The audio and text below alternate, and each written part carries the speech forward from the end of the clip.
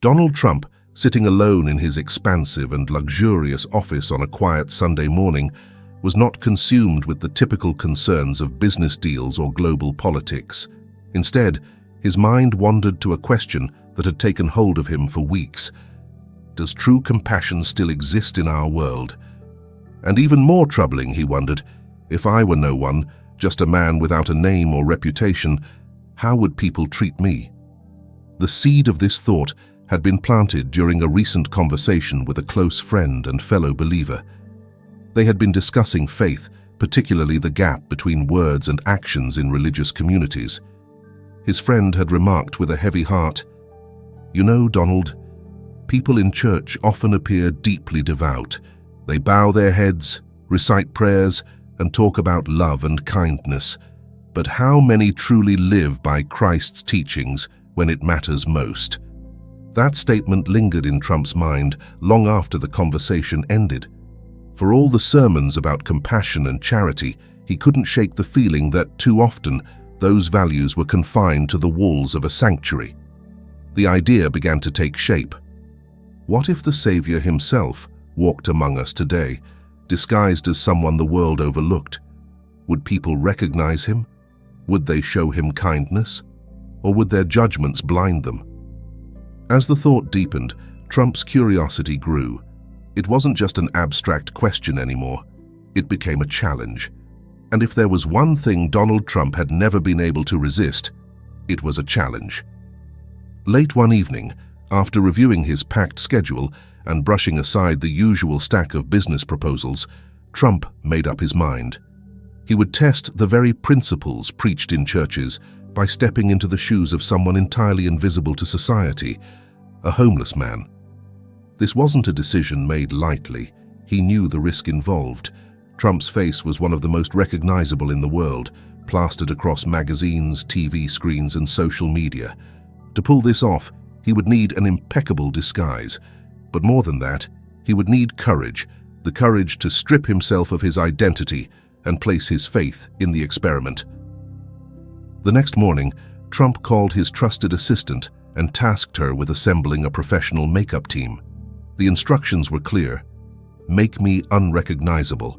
I need to look like someone who's been forgotten by the world.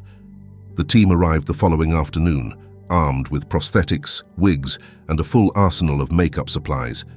They worked tirelessly, molding wrinkles into his famously smooth face, adding shadows under his eyes and dulling his complexion. They fitted him with a scruffy grey beard, disheveled hair, and clothing that looked like it had been scavenged from a thrift store. The transformation was stunning.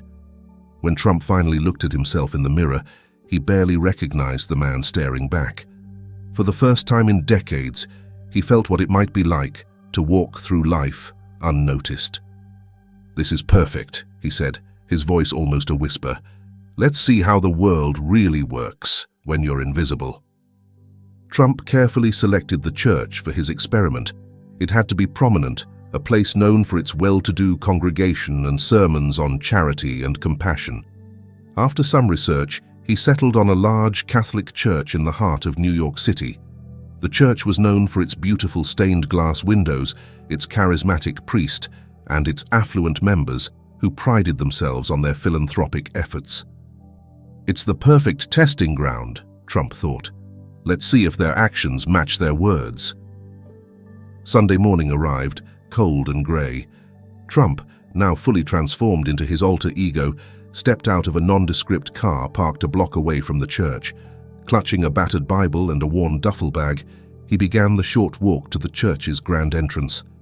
As he approached, a few early arrivals passed him on the sidewalk. Some glanced at him briefly before quickly looking away, while others crossed the street to avoid him altogether. He couldn't help but notice the expressions on their faces: discomfort, pity, and in some cases, outright annoyance. The church doors were massive, carved with intricate designs depicting scenes from the gospel. Trump hesitated for a moment before pushing them open. Inside, the air was warm and filled with the faint scent of incense. The grand interior was breathtaking: vaulted ceilings, golden candelabras, and rows of mahogany pews stretching toward the altar. But Trump had no time to admire the architecture. Almost immediately, he felt the weight of a dozen pairs of eyes on him. Parishioners, dressed in their Sunday best, turned to look as he entered. Conversations grew hushed, and the atmosphere shifted. Trump walked slowly, deliberately, down the center aisle. He felt the stares following him, the unspoken questions hanging in the air. Who is he? Why is he here? He chose a seat at the very back of the church, far from the altar and away from the finely dressed crowd. Sitting down, he opened his worn Bible and pretended to read, though his focus was on observing the room. The priest stepped up to the pulpit, his voice ringing out across the sanctuary. He began his sermon with a verse from Matthew. "Whatever you do for the least of these brothers and sisters of mine, you do for me." The words hit Trump like a hammer. It was the very essence of what he had come to test. He looked around, wondering if the congregation felt the same conviction he did. The priest spoke passionately about compassion and charity, urging the congregation to embody Christ's teachings in their everyday lives. But as Trump glanced around, he noticed a disconnect. Some listened intently, nodding along, but others seemed distracted. A few whispered among themselves, sneaking glances in his direction. Trump felt a pang of sadness. Is this all just a performance? He wondered. Are these words truly reaching their hearts? Or are they just nodding along because it's what they're supposed to do? When the service ended, the congregation slowly began to spill out into the courtyard. Trump lingered in his pew for a moment, letting the crowd thin out before making his way outside. He approached a small group of parishioners chatting near the church steps. Clearing his throat, he asked hesitantly, "Excuse me, could you tell me about the charity event mentioned in the sermon?" The group fell silent. A well-dressed woman in her 60s turned to face him, her expression polite but cold. "It's for underprivileged children," she said curtly. "We're raising funds to support them." "That sounds wonderful," Trump replied. "How can someone like me get involved?" The woman hesitated, clearly uncomfortable. "Well, we're always looking for donations," she said finally, her tone clipped. "But I'm not sure there's much else you can do." She turned back to her group, effectively ending the conversation. Trump stepped back, disappointed but not surprised. As he moved through the courtyard, he overheard whispers. "Who let him in here? He doesn't belong. This is a place of worship, not a shelter." As Trump made his way toward a bench at the edge of the courtyard, he heard a soft voice call out to him. "Excuse me, sir. Would you like something to eat?" He turned to see a young woman, her simple attire and warm smile standing in stark contrast to the aloofness of the others. She held out a plate of pastries and a cup of coffee. "My name's Maria," she said kindly. "I'm one of the volunteers here. Please, have something." Trump took the plate, his heart swelling with gratitude. "Thank you," he said, his voice thick with emotion. Maria sat down beside him, striking up a conversation. Unlike the others, she didn't ask probing questions or make assumptions about him. She simply listened, her kindness shining through every word and gesture.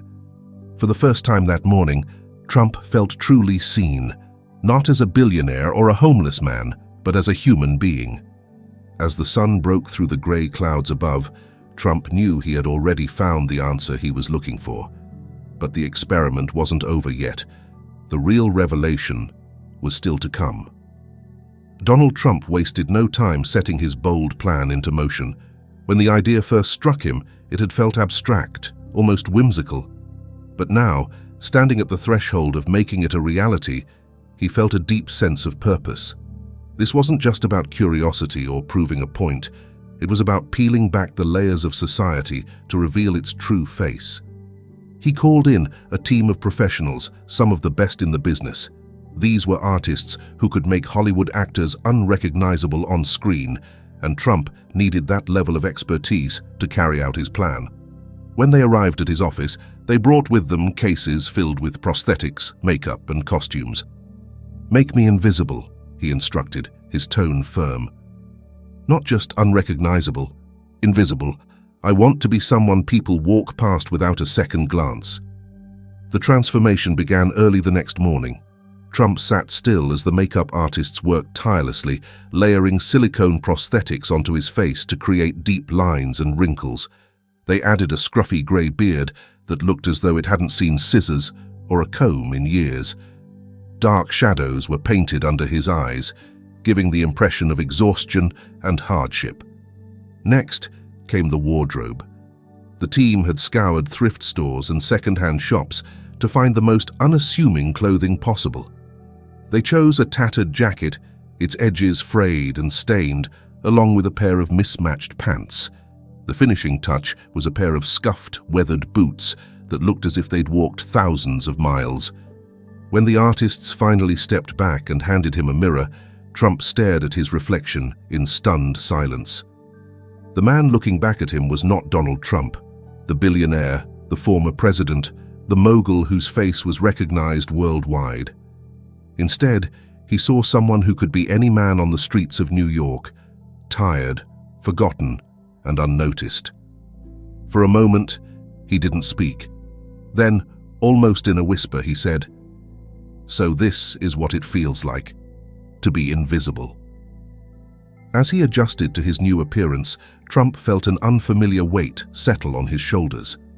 The clothes hung loosely on his frame, itchy and rough against his skin. The scuffed boots felt heavy, each step awkward and deliberate.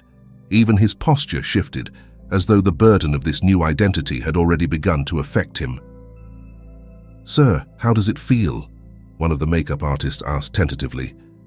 Trump didn't answer right away. Instead, he studied himself in the mirror a little longer. Finally, he said, "It feels humbling." His voice was softer than usual, almost reflective. "I've spent my life being noticed, commanding attention wherever I go. This is the opposite. I feel like I could walk into a room, and no one would even care." He paused, turning to the team. "And that's exactly what I need for this to work." The next step was selecting the perfect location for his experiment. Trump's team had compiled a list of churches across New York City, but one in particular stood out: St. Matthew's Cathedral. Known for its opulent interior, its affluent congregation, and a priest who often gave impassioned sermons about love and charity, St. Matthew's seemed like the ideal testing ground. "It's a place where words are preached loudly," Trump mused as he reviewed the church's profile. "Let's see if actions match those words." The plan was simple but precise. Trump would attend the Sunday morning service, blending in with the crowd, or more likely, standing out as someone who didn't belong. He wanted to observe not just the sermon, but the reactions of the congregation. Would they practice the compassion and love they claimed to believe in, or would they judge him based on his appearance alone? Before leaving for the church, Trump took one last look at himself in the mirror. He adjusted the frayed scarf around his neck and tugged at the sleeves of his jacket. The man staring back at him was a far cry from the polished figure the world knew. "Let's see what the world really thinks," he murmured to himself before heading out. The streets of New York were bustling as usual that Sunday morning. Trump walked with a slow, deliberate pace, his head slightly bowed. He wanted to immerse himself fully in the role, to feel the stares, or the lack of them, as he moved through the city.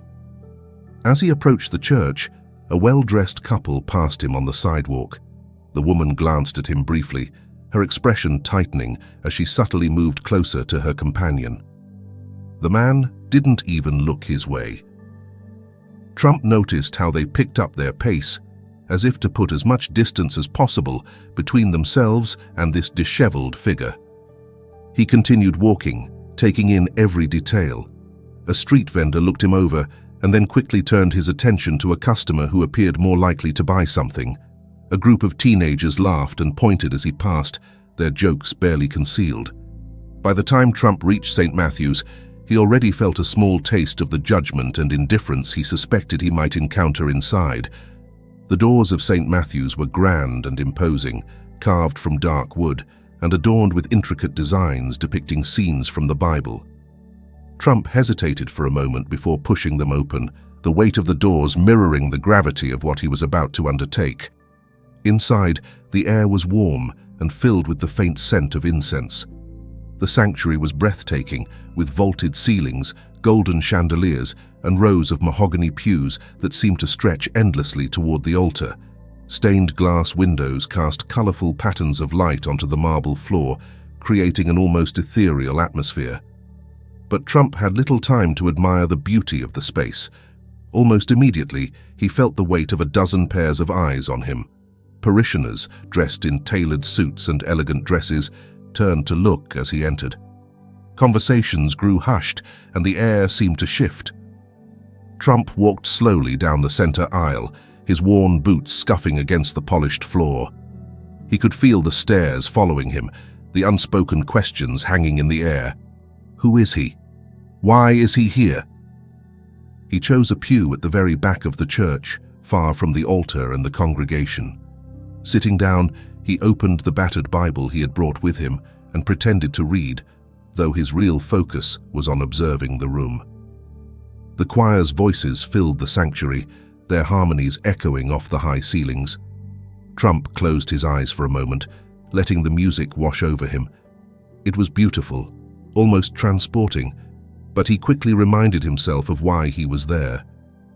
When the priest stepped up to the pulpit, his voice rang out with confidence and authority. He began his sermon with a verse from the Gospel of Matthew.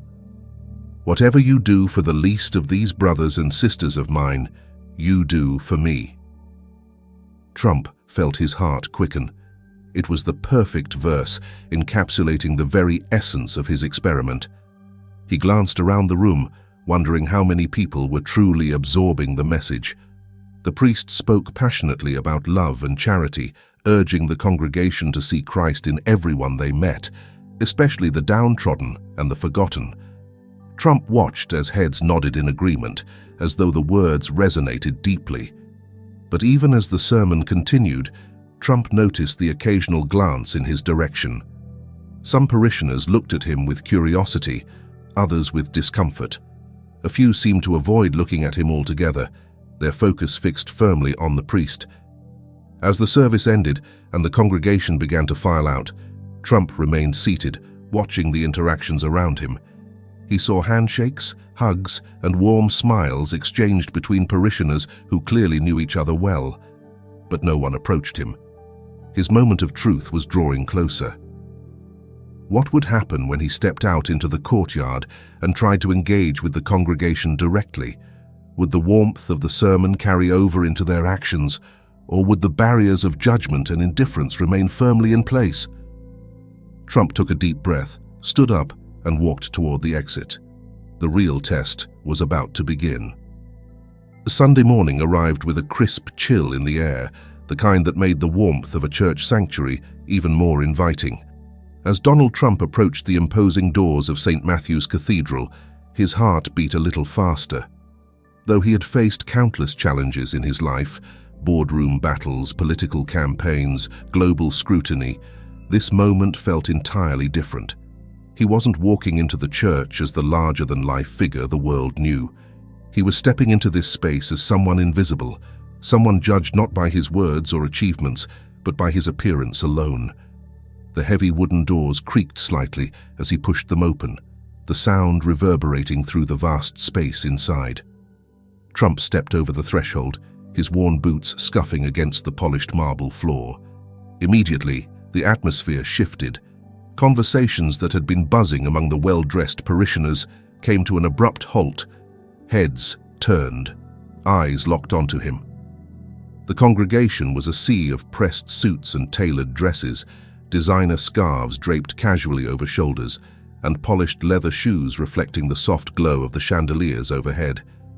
In stark contrast, Trump's tattered jacket, mismatched pants, and scuffed boots made him look entirely out of place. His scruffy grey beard and unkempt hair completed the image of a man who had fallen on hard times. He felt their stares before he saw them. Some looks were brief, darting away as soon as eye contact was almost made, but others lingered, filled with a mixture of curiosity, discomfort, and silent judgment. Whispers began to ripple through the pews like a current. Trump caught snippets of hurried conversations as he walked slowly down the aisle. Who is that? Do you think he's here to ask for money? What's someone like him doing here? He forced himself to keep moving, his shoulders slightly hunched, his eyes fixed ahead. It wasn't easy. Each step felt like an eternity, every sound amplified in the vast, echoing space. He knew this was part of the test, feeling the weight of those glances, the subtle but palpable wall that often separates those who belong from those who don't. Finding an empty pew near the very back, Trump slid in quietly. The wood felt cold beneath him, the seat slightly uncomfortable, but he welcomed the solitude. He placed the old Bible he had brought with him on his lap, its frayed cover and yellowed pages fitting perfectly with his carefully constructed appearance. The murmurs began to die down as the priest stepped up to the pulpit, signaling the start of the Mass. The priest's voice filled the sanctuary, calm but commanding, carrying the weight of experience and conviction. He began with a reading from the Gospel of John. "Whoever loves his brother lives in the light, and there is nothing in him to make him stumble." The words hung in the air, rich with meaning. Trump listened intently, allowing the verse to settle deep within him. He had always been a man of action, but in that moment he found himself reflecting on the quiet power of love and compassion. The idea that true faith demanded not just belief, but action, tangible, visible action, resonated with him more than ever. But even as he absorbed the priest's message, he couldn't ignore what was happening around him. The glances hadn't stopped. Every now and then, he would catch someone turning their head slightly to look at him, only to quickly look away when their eyes met his. There was no hostility, but there was no warmth either, only the thinly veiled discomfort that comes from not knowing what to do in the presence of someone who doesn't fit the mold. As the sermon continued, Trump's focus shifted between the priest and the congregation. The priest spoke passionately, his words filled with urgency. "We are called to love not only those who are easy to love, but also those who are forgotten, overlooked, or misunderstood. True faith is revealed not in our words, but in how we treat the least among us." The congregation nodded along, their expressions solemn, their attention seemingly rapt. But Trump couldn't help but wonder how deeply those words were sinking in. Were they hearing the priest, or were they simply going through the motions, nodding at the right moments and murmuring the right responses? The irony was not lost on him. Here he was, sitting among people being reminded to love and accept everyone, yet he himself was being quietly judged for his appearance. He felt the weight of their silent assumptions pressing down on him, and it only strengthened his resolve to see this experiment through. Midway through the Mass, a child's voice broke the silence. A little girl, no older than 6 or 7, tugged at her mother's sleeve and pointed toward Trump. "Mummy, why does that man look so sad?" she asked, her voice innocent and clear. The mother flushed, hurriedly shushing her daughter and glancing toward Trump with an apologetic smile. But the moment lingered. Trump saw the honesty in the child's question, a purity that hadn't yet been clouded by the biases and social norms that governed the behavior of the adults around her. For a fleeting moment, he felt a pang of hope. Perhaps there was still a chance to find something real and untainted in the world. As the Mass drew to a close, the congregation rose to their feet for the final hymn. The sound of the choir filled the sanctuary, their voices blending beautifully, but Trump couldn't shake the tension that lingered in the room.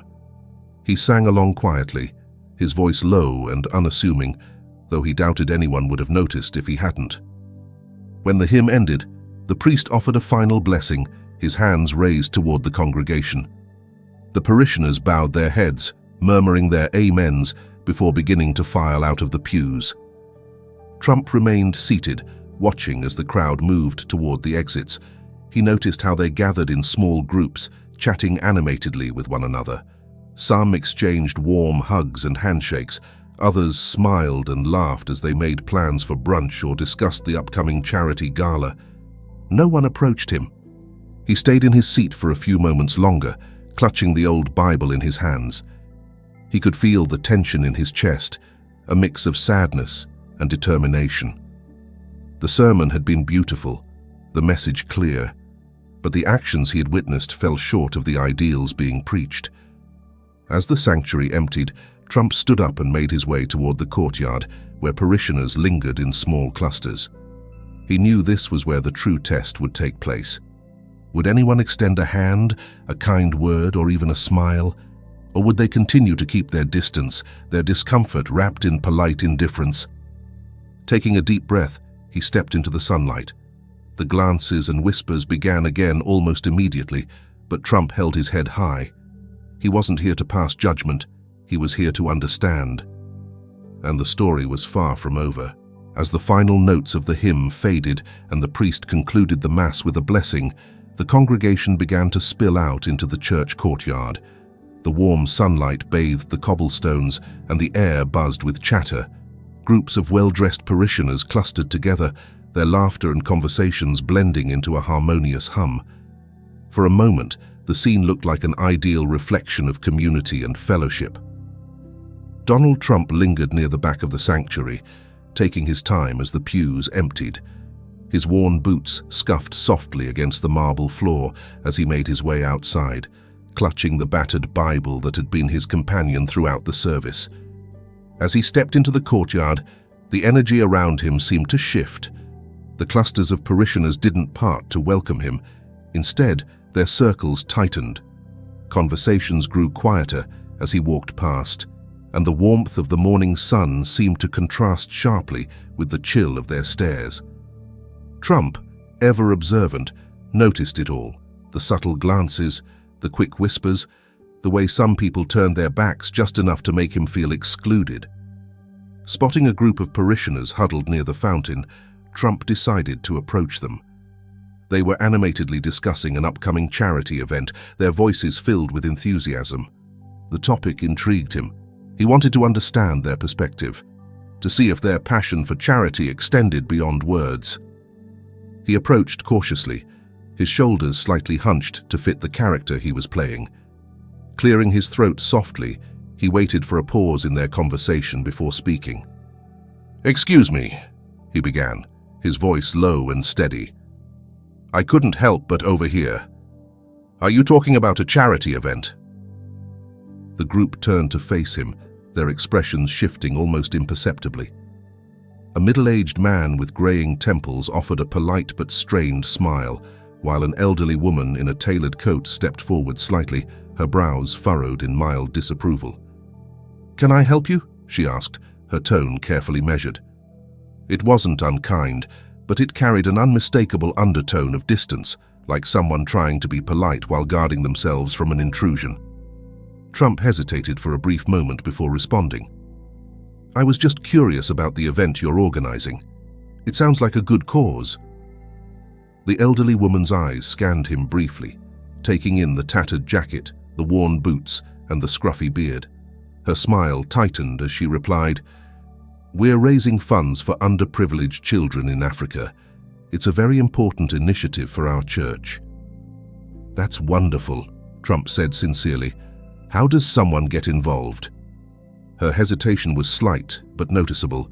She glanced at the others in her group, who exchanged subtle looks before answering. "Well, most of our efforts are focused on fundraising, donations mostly." She didn't elaborate. Instead, she nodded curtly, as though her explanation should suffice, and turned back to her companions. They quickly resumed their conversation, their laughter and enthusiasm returning, as if Trump had never been there. Trump stood there for a moment, his lips pressed together in a tight line. Then, with a quiet sigh, he stepped away, retreating to the edge of the courtyard. He leaned against the cool stone wall, the chatter of the crowd washing over him like distant waves. From his vantage point, he observed the scene more closely. Some parishioners avoided looking in his direction altogether, their gazes fixed firmly on their companions or the cobblestones beneath their feet. Others stole quick glances, their expressions a mix of curiosity and discomfort. A few whispered to one another, their words too soft to hear, but their body language spoke volumes. Trump's mind replayed the sermon he had just heard. True faith is revealed not in words, but in actions. Did these people believe that? And if they did, why did their actions tell such a different story? As Trump stood quietly in his corner, he noticed a younger couple nearby, likely in their late 20s. The man, dressed in a crisp blazer, leaned toward his partner and whispered something, glancing in Trump's direction. The woman, wearing a floral dress, glanced over briefly before replying in a hushed tone. Curious, Trump shifted slightly, pretending to adjust his bag so he could catch snippets of their conversation. "Do you think he's asking for money?" the man asked, his tone low but not low enough. "Maybe," the woman replied, her voice tinged with unease. "I mean, why else would he be here?" Trump's lips twitched into a faint, bittersweet smile. Their assumptions were exactly what he had anticipated, but hearing them aloud was still a sobering reminder of how deeply appearances shaped perceptions. As the minutes passed, Trump continued to observe. The courtyard, with its ornate fountain and manicured hedges, was alive with activity, yet he felt like a ghost within it. No one approached him. No one invited him into their conversations. Instead, he remained on the periphery, watching as the congregation's polished exterior began to show cracks. A man in his 50s, wearing a tailored suit, handed out flyers for the charity event. When he passed by Trump, he hesitated for a split second before offering one, but his hand didn't quite reach Trump's. He simply placed the flyer on a nearby bench and moved on, avoiding eye contact. A group of teenagers stood near the fountain, laughing and chatting. One of them nudged another, nodding in Trump's direction. They exchanged quiet snickers before walking away, their laughter trailing behind them. Trump's thoughts churned as he took it all in. The sermon had been powerful, the words stirring. But here, outside the walls of the sanctuary, where actions mattered most, those words seemed to fade. As the crowd began to thin, Trump found himself grappling with an unsettling question. What does charity mean if it's only extended to those who meet our expectations?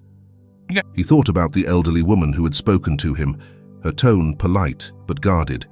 He thought about the younger couple, the whispering teenagers, and the man who left the flyer on the bench.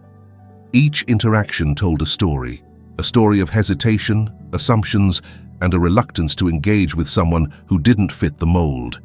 But then, as Trump reflected on the weight of these moments, he noticed something else. Not everyone had turned away. A few children had waved to him shyly, their innocence untouched by the prejudices of adulthood. And in the distance, a young woman was making her way toward him, her expression open and kind. For the first time that morning, Trump felt a glimmer of hope. Perhaps the test wasn't over yet. Perhaps there was still something to learn, something worth holding on to. And as the young woman drew closer, Trump straightened slightly, ready to meet this next chapter of his experiment head-on. Donald Trump stood at the edge of the courtyard, his tattered jacket hanging loosely on his shoulders. The whispers and sidelong glances from the congregation were unrelenting, each one chipping away at the hopeful message he had heard during the sermon. He had always known that appearances shaped perceptions, but experiencing it firsthand was something entirely different. As he leaned against the cold stone wall, observing the polished conversations and carefully curated interactions around him, a voice broke through the noise, a voice warm and unassuming, like a ray of sunlight piercing through storm clouds. "Would you like something to eat? We have coffee and pastries." Trump turned around, startled by the unexpected kindness. Standing before him was a young woman, her expression open and sincere. She wasn't dressed in the polished suits or elegant dresses that seemed to define the rest of the congregation. Instead, she wore a simple shirt and jeans, her hair pulled back in a casual ponytail. There was nothing ostentatious about her, yet she radiated a quiet confidence that drew him in. For a moment, Trump didn't know what to say. He was so accustomed to the polite indifference of those around him that this act of genuine care caught him off guard. Finally, he managed a simple, "Thank you," his voice tinged with both gratitude and surprise. The young woman smiled, motioning for him to follow her. "My name's Maria," she said as they walked. "I volunteer here. We always try to have something for anyone who might need it." Maria led Trump to a small table tucked away near the courtyard's edge. It was modestly set up with a tray of pastries and a steaming carafe of coffee. She handed him a plate and poured him a cup without hesitation, her movements efficient yet thoughtful. "Here you go," she said, sliding the plate toward him. "Help yourself." Trump sat down, the chair creaking slightly under his weight. As he reached for a pastry, he noticed that Maria didn't leave. Instead, she pulled out the chair across from him and sat down, her hands folded loosely on the table. There was no pity in her eyes, no trace of the condescension he had felt from others that morning. She simply looked at him as though he were any other person in need of a kind word and a hot meal. "So," Maria began, her voice light but curious, "what brings you here today?" Trump hesitated. He had prepared himself for judgment, for dismissal, even for hostility, but not for this. He chose his words carefully, sticking to the persona he had created for the experiment. "I just wanted to attend the service," he said quietly, glancing down at the plate. "Thought it might be good to hear the sermon." Maria nodded, her smile unwavering. "Father John always gives great sermons. He has a way of making you think, doesn't he?" Trump nodded in agreement, though his thoughts were racing. He studied Maria as she spoke, searching for any hint of insincerity, but found none. She wasn't asking out of obligation or nosiness. She was simply present, fully engaged in the moment. As they talked, Maria asked him about his beliefs, his experiences, and what had brought him to this point in life. Her questions weren't probing, but thoughtful, giving Trump the space to share what he wanted without feeling pressured. For the first time that morning, he felt as though someone saw him, not as a problem to be solved or a burden to be ignored, but as a person. Meanwhile, the rest of the courtyard buzzed with activity. From across the way, an older man, a prominent member of the church, distinguished by his tailored suit and air of authority, had been watching the interaction. His brow furrowed as he observed Maria sitting and speaking with Trump, her attention focused entirely on him. Leaning slightly toward the priest, who stood nearby, the man whispered, his tone hushed but laced with disdain.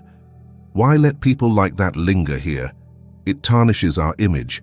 This is supposed to be a place of worship, not a shelter." The priest's expression tightened, his discomfort evident. He glanced toward Maria and Trump, then back at the man. For a moment, he seemed to struggle for a response, but none came. Instead, he simply shifted his weight, his silence speaking volumes. Back at the table, Trump couldn't help but notice how different Maria was from the others he had encountered that morning. Her kindness wasn't performative. It wasn't laced with expectations or ulterior motives. She wasn't trying to prove anything to anyone, not to herself, not to him, and certainly not to the congregation. "You must do this a lot," Trump said, gesturing toward the table. "Helping people like this." Maria shrugged modestly. "It's just a small thing, but I figure if everyone did a little bit, it would add up to something big, right?" Her words hit Trump harder than he expected. He had built his life on big ideas, grand gestures, and sweeping changes, but here was someone quietly making an impact in her own way. It wasn't about grandiosity. It was about consistency, about showing up and doing the work, no matter how small. "Not everyone sees it that way," Trump said, glancing toward the crowd. He didn't elaborate, but Maria seemed to understand. "You're probably right," she admitted, "but that doesn't mean I shouldn't try." As their conversation continued, Trump became acutely aware of the stares directed their way. Some parishioners cast quick glances before looking away, while others openly whispered to their companions. A few even shook their heads slightly, their disapproval thinly veiled. Maria seemed unfazed by the attention. If she noticed the judgmental looks, she didn't let it show. Instead, she focused entirely on Trump, her demeanor calm and steady. At one point, a young boy ran past their table, his laughter echoing through the courtyard. Maria smiled warmly at him, waving as he disappeared into the crowd. Trump couldn't help but wonder if the boy's innocence and lack of judgment were qualities that the adults around him had somehow lost. As Trump finished the last bite of his pastry, he set the plate down and looked across the table at Maria. "Why are you doing this?" he asked, his voice quieter now. "Why take the time to sit with me, when everyone else?" He trailed off, gesturing vaguely toward the rest of the courtyard. Maria tilted her head slightly, considering her response. "Because it's the right thing to do," she said simply. "And because if I were in your position, I'd want someone to do the same for me." Her words were so straightforward, so genuine, that Trump found himself at a loss for how to respond. In that moment, he realized that Maria wasn't just kind, she was courageous. It took courage to act with compassion in the face of judgment, to choose connection over conformity. As Maria began to clear the table, Trump watched her with a newfound respect. She didn't just embody the message of the sermon, she lived it, quietly and without fanfare. And as he sat there, surrounded by the hum of the courtyard, he couldn't help but think that she represented the very best of what faith could be. While the whispers and stares continued around them, Maria's kindness stood out like a beacon of light, cutting through the shadows of judgment. For Trump, it was a moment of clarity, a reminder that true compassion wasn't about words or appearances, but about actions rooted in love and humanity. The rest of the courtyard may have turned away, but Maria had chosen to lean in, and in doing so, she had changed everything. The courtyard buzzed with conversations, laughter, and the clinking of coffee cups, but Donald Trump remained seated at the edge of the commotion. He had finished his simple meal of pastries and coffee, yet he lingered, his hands resting on the table, his gaze fixed on the congregation. Around him, the air was thick with judgmental stares and hushed whispers, like an invisible fog that refused to lift. He felt it all, the unease, the avoidance, the subtle ridicule. It didn't anger him, it saddened him. The sermon he had heard earlier still echoed in his mind, its message of love and charity ringing hollow in the context of what he had experienced. If not here, in a place of worship, then where does true compassion live?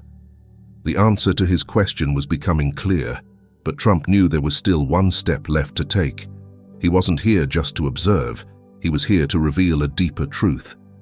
Taking a deep breath, he pushed his chair back and stood, the wooden legs scraping softly against the stone pavement. The noise wasn't loud, but it was enough to draw a few curious glances. Slowly, deliberately, Trump began to walk toward the sanctuary.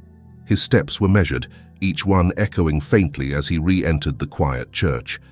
The sanctuary was mostly empty now, save for a few parishioners lingering near the back. But as his footsteps carried him closer to the altar, whispers began to ripple through the air. "What's he doing? Is he going up there? Should someone stop him?" By the time he reached the base of the altar steps, the murmurs had grown louder. The tension in the room was palpable, a mixture of confusion, curiosity, and, in some cases, indignation. One man, the same middle-aged parishioner who had earlier whispered complaints to the priest, stepped forward.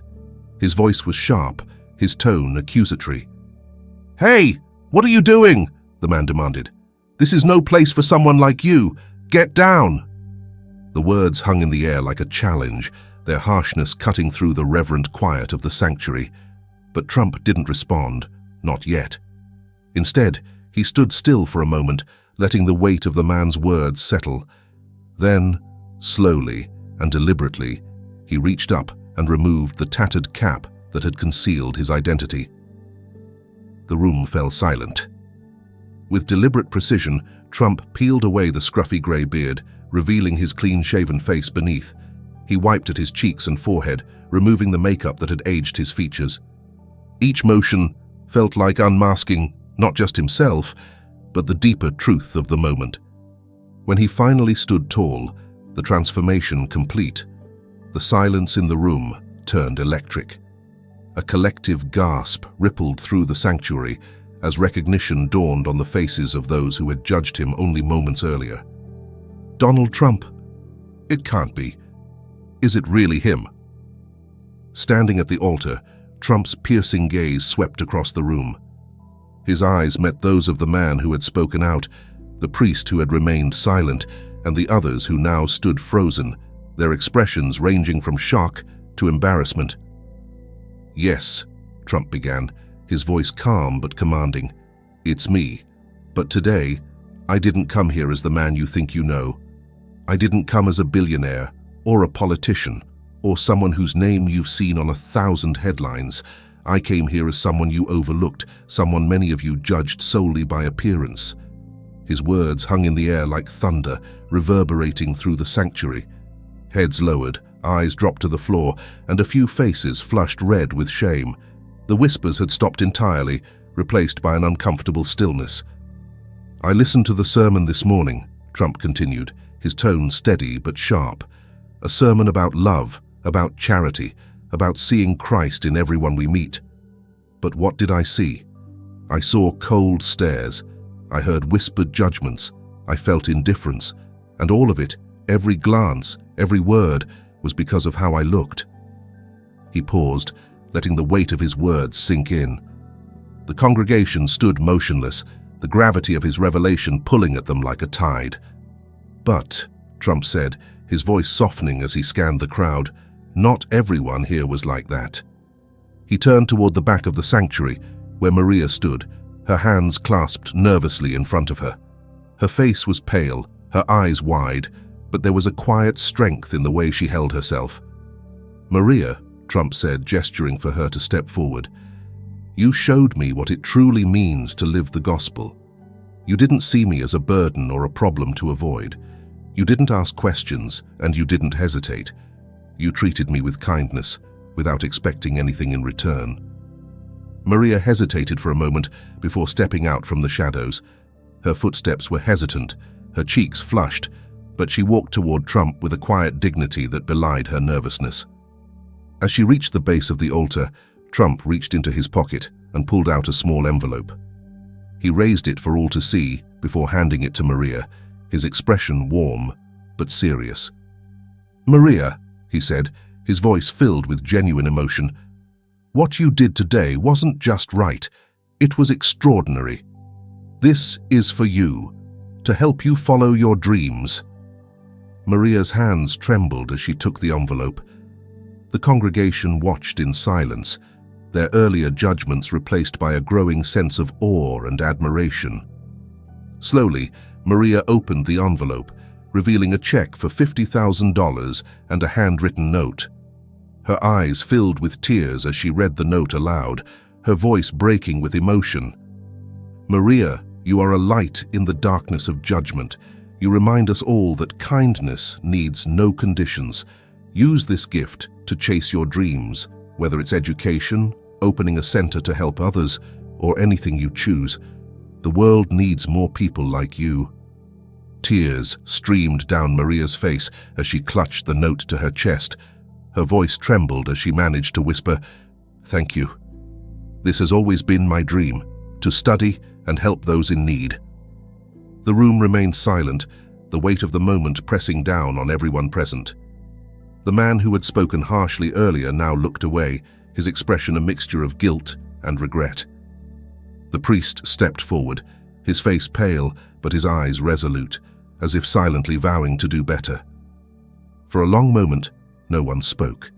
Then, from somewhere in the back of the sanctuary, a single clap rang out.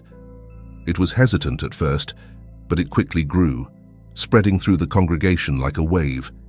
Soon, the sanctuary was filled with applause, not the polite kind, but the heartfelt, resounding kind that comes from a place of genuine reflection and change. Trump turned back to Maria, his voice soft but firm. "You've reminded us all what faith is really about. Never stop being who you are." As the applause continued, Maria stood tall, her tears replaced by a radiant smile. And in that moment, she wasn't just a volunteer, she was a symbol of hope, a testament to the power of kindness to transform even the hardest hearts. For a long moment, the church was utterly silent. The revelation, the raw honesty of Donald Trump's words, and the emotional gift to Maria had stunned everyone into stillness. The air was thick with an unspoken weight, the collective realization of judgments made and kindness overlooked. It was as if time had paused, allowing every person present to reflect deeply on their actions or inactions. Then, from somewhere near the back of the sanctuary, a single pair of hands began to clap. The sound was hesitant at first, tentative, like a fragile ripple breaking the stillness of a calm lake. Heads turned toward the source, and soon another set of hands joined in, followed by another. The applause grew, spreading through the congregation like a wave, gaining momentum with every second. Within moments, the entire church was alive with the sound of clapping. It wasn't just a polite gesture, it was an overwhelming release of emotion. Some clapped through tears, their faces wet with the evidence of a hard-earned realization. Others clapped with a sense of purpose, as if determined to physically affirm the lesson they had just learned. Amid the rising applause, the middle-aged man who had earlier chastised Trump for daring to approach the altar stood frozen in place. His face was flushed, his posture rigid, and his expression one of profound shame. For several seconds he didn't move, his hands hanging limply at his sides as if the weight of his earlier words had sapped him of energy.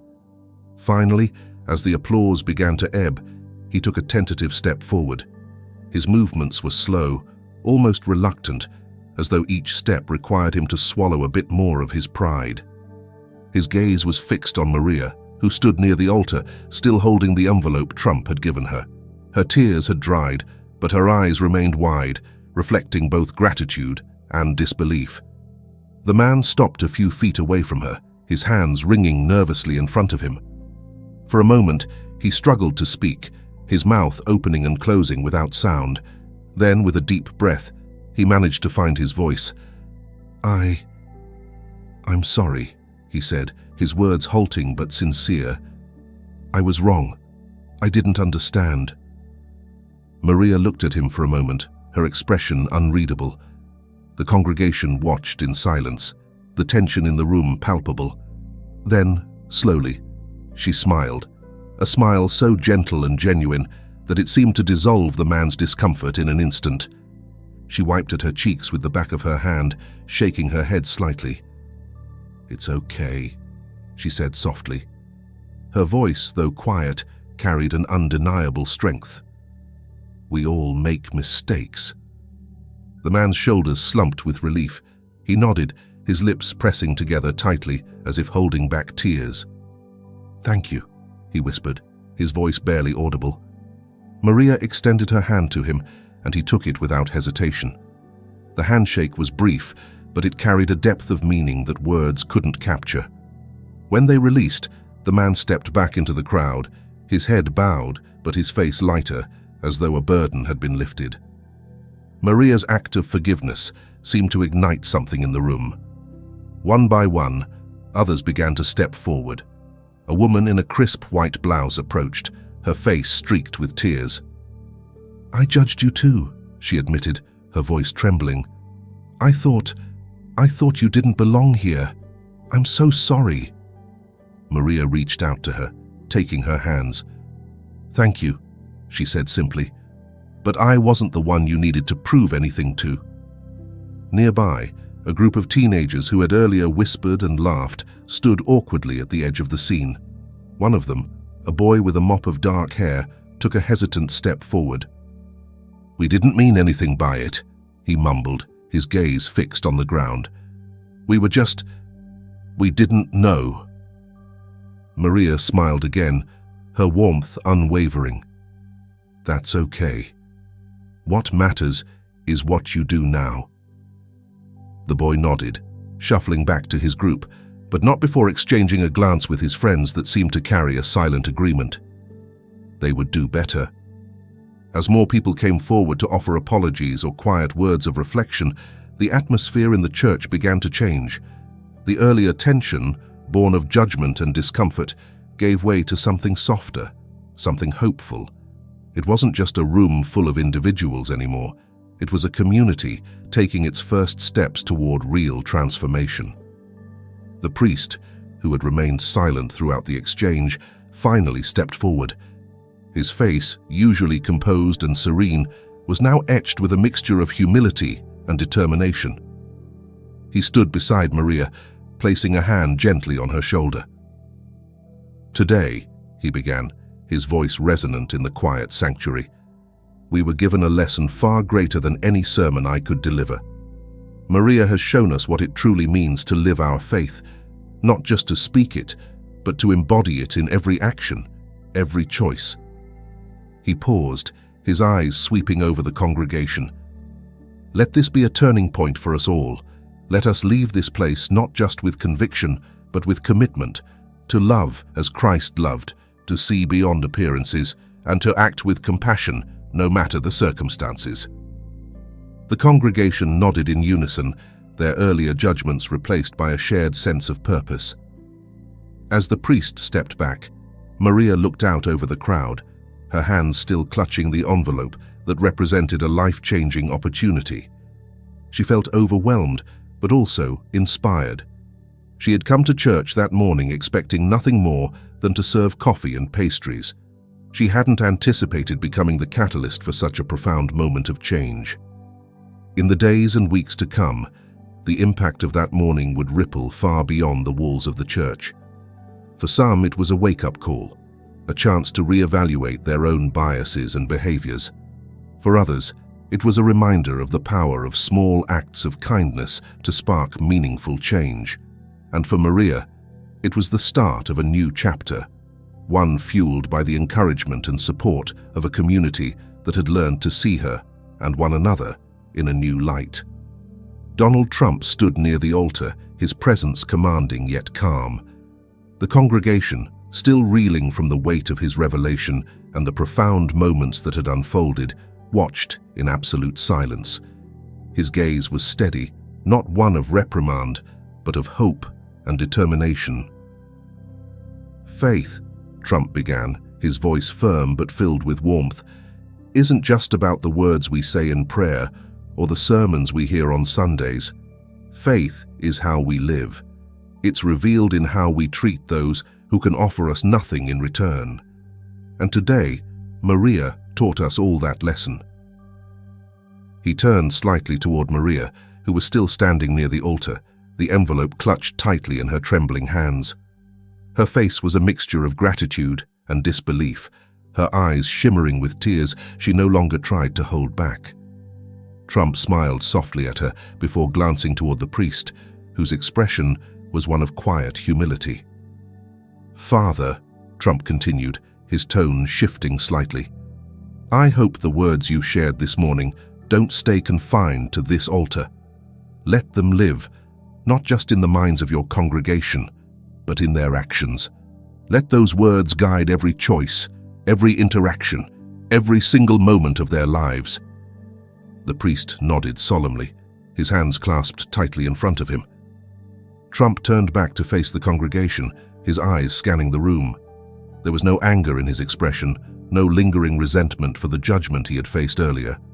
Instead, there was a sense of purpose, as if he had seen something far more important than what had initially drawn him here. "Before I leave," Trump began, his voice steady and resolute, "I want to leave you with this thought. The greatest power any of us has isn't wealth, status, or influence. It's the power to choose kindness. Every single one of us can be a beacon of hope to someone else, and that choice, made over and over again, is what builds a better world." He let the words settle for a moment, watching as heads nodded slowly, as some wiped tears from their eyes. His gaze landed on Maria again, her presence like a light in the room.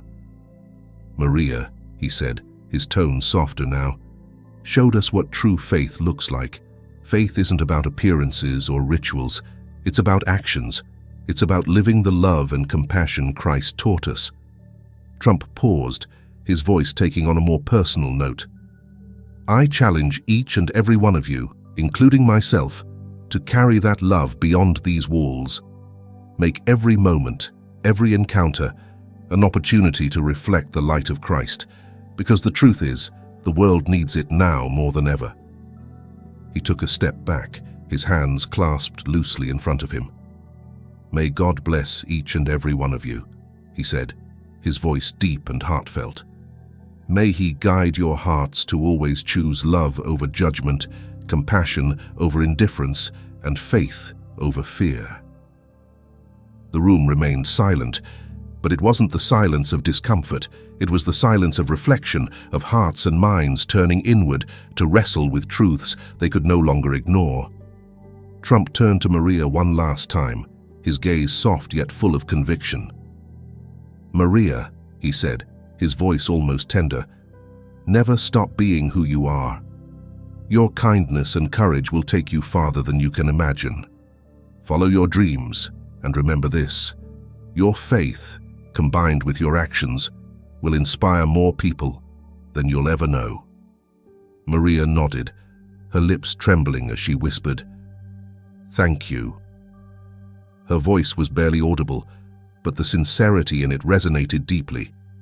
As Trump turned to leave, his footsteps echoed softly in the hushed sanctuary. Reaching the heavy wooden doors of the church, he paused, his hand resting on the worn brass handle. Something pulled at him, a sense that there was still one final thing to say. He turned back, his silhouette framed by the sunlight streaming through the stained glass windows behind him. The room, still thick with emotion, fell silent once more. Every eye was on him, leaning in, waiting for his final words. "Before I step out," he began, his voice warm but firm, "remember this: every act of kindness, no matter how small, has the power to change someone's life. You may never know the impact you have, but it matters.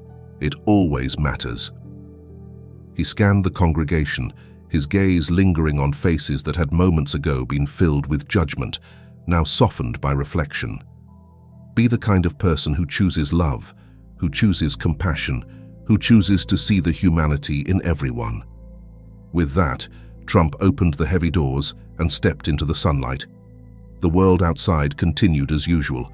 Cars honked, people hurried along the streets, and the city buzzed with life. But inside the church, something profound had changed. For several moments, no one moved.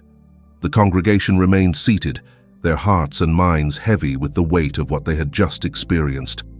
Some stared at the altar, others at their hands folded in their laps. But the silence wasn't one of discomfort, it was one of transformation. Maria stood near the front, still clutching the envelope and note as though they were fragile treasures. She wiped the last of her tears and stood a little taller, a quiet resolve settling over her. The words Trump had spoken to her replayed in her mind, each one igniting a spark of hope and purpose she hadn't felt in years. Slowly, the congregation began to rise from their seats. They moved toward the exits, but not with the usual rush to leave. Their steps were slower, their voices quieter, as though each person was carrying something new within them, a determination to be better, to live their faith more fully. The priest, standing at the altar, watched them go. He took a deep breath and stepped forward, his voice soft but steady as he spoke to those still lingering. "Let us go forth," he said, "not just in peace, but in compassion. Let us love and serve the Lord in every soul we meet." The words hung in the air, a fitting conclusion to a morning that had begun like any other, but had become something extraordinary.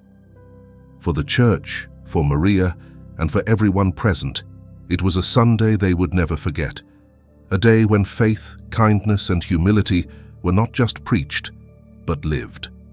As the last of the congregation filed out, the church stood empty once more, bathed in the soft glow of the stained glass windows.